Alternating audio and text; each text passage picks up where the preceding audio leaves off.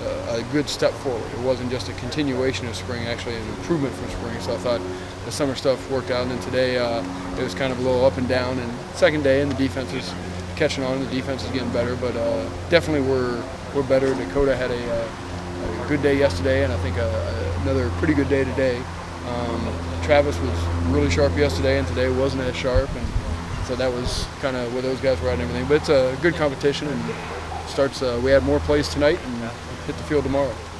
Even though Dakota's new, how does his experience, I guess, help him in this situation with those young, talented guys? I think with the playing experience he has, that's kind of his leg up, whereas Travis kind of a little bit more experience in the offense. So, but Dakota has worked his tail off at the offense this summer. Watching extra video coming in, any chance he could to kind of ask questions, and then he picks. Jeff Lockey and Taylor Ali do a great job and he picks their brains and asks stuff. And out of practice, when Dakota isn't taking a rep, he's standing basically 10 yards behind the play, going through everything and just seeing it, just to add to his experience in the offense. So it's been good, but you can see game experience, and I think I showed a little bit in the spring game as opposed to sometimes with the practices. How fortunate Lubick both said yesterday that quarterbacks have to show it it has to happen just naturally to become the quarterback, to the starter. What is it? Like, what do the guys have to do for you guys to naturally see they're better, they're higher above?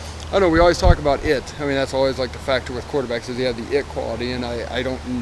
I mean, it's kind of a confidence. It's a how you run the show. It's controlling everything.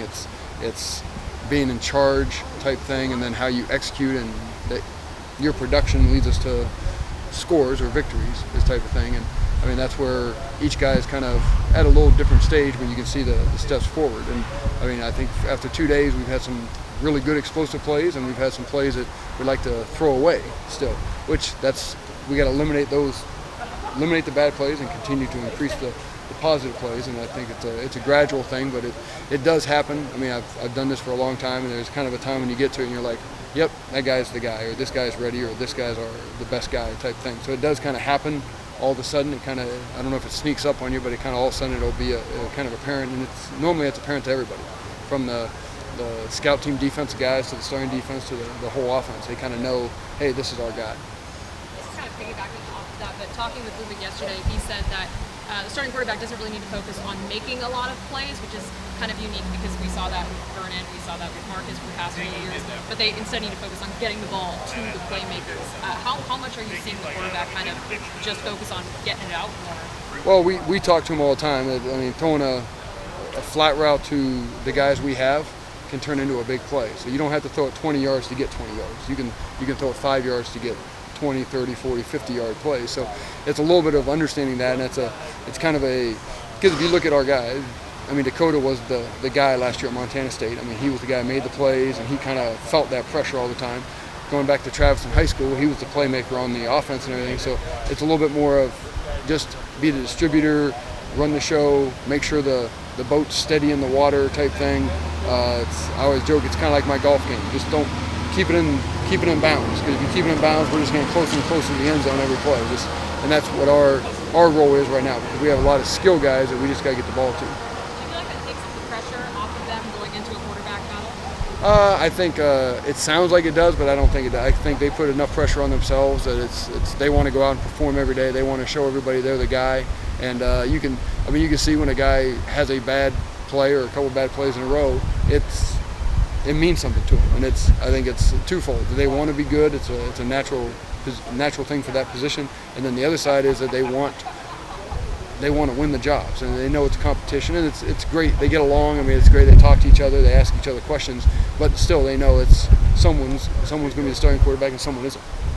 Coach Yost, a little late here, but are all quarterback competitions the same everywhere you go, or what if they are different? What's different about them?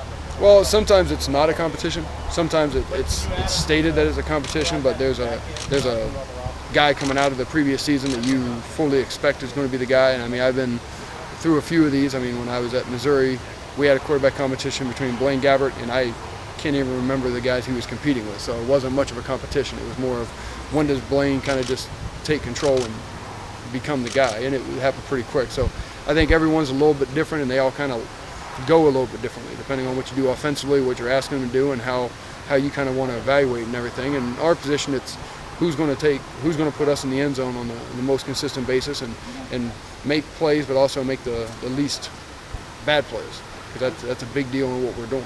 Is this as true of a competition as you've had in a while? Yeah, this is. I mean, it's very competitive. I mean, our reps in practice are they're both getting about equal reps.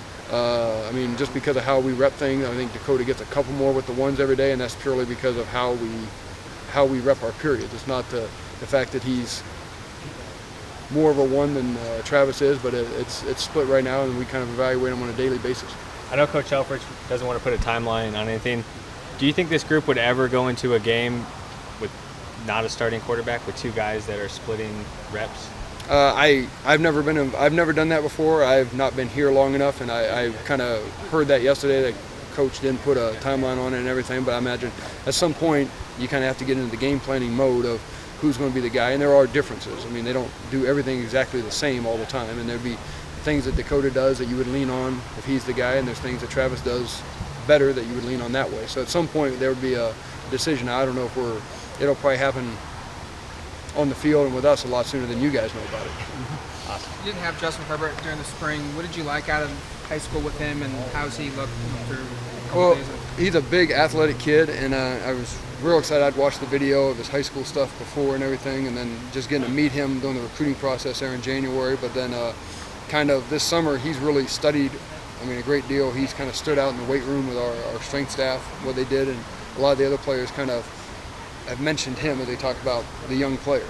And then yesterday he didn't look like his head was swimming, which he had a pretty good basis of what he did this summer. He put a lot of time in with our guys of learning the signals and understanding the play so he could go and execute it. And then kind of the real positive was yesterday's was, I would say, was probably for a first-year guy, probably an A effort, and today was better. And now tomorrow we're going to throw a bunch of new plays out in the night, so see how that goes tomorrow. But that's the kind of the progress. But no, he's shown a lot in the first 2 days. Really, really happy and really kind of pleasantly surprised at where he's at such an early stage. When you were at Washington State, was he a guy that you guys were looking at in terms of just his fit of multiple offenses?